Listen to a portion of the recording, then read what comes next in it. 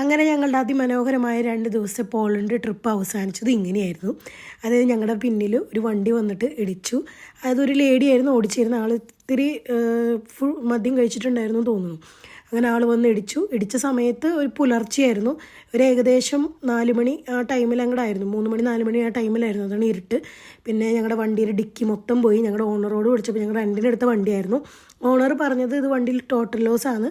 പിന്നെ ആൾ തന്നെ ഒരു ക്രെയിനൊക്കെ അറേഞ്ച് ചെയ്ത് വണ്ടി കയറ്റി കൊണ്ടുപോവുകയാണ് ചെയ്തത്. പിന്നെ ദൈവം സഹായിച്ചിട്ട് ദൈവത്തിൻ്റെ പ്രത്യേക അനുഗ്രഹം കൊണ്ട് ഞങ്ങൾക്ക് 5 പേർക്കും, എനിക്കും എൻ്റെ ഹസ്ബൻഡിനും എൻ്റെ കൊച്ചിനും എൻ്റെ അനിയത്തിക്കും ഞങ്ങളുടെ ഫ്രണ്ടിനും ഒരു ആപത്തും പറ്റിയില്ല. ആർക്കും ഒരു ആപത്തും പറ്റിയില്ല. പറ്റിയത് മൊത്തം വണ്ടിക്കാണ്. പക്ഷെ ഞങ്ങൾക്ക് പറ്റേണ്ടിയിരുന്നു ഒക്കെ ഞങ്ങളുടെ വണ്ടിയിലുള്ളിൽ ഞങ്ങൾ വാങ്ങിച്ചു വെച്ച് ഞങ്ങളുടെ സാധനങ്ങൾക്ക് പറ്റിയിട്ടുണ്ടായിരുന്നു.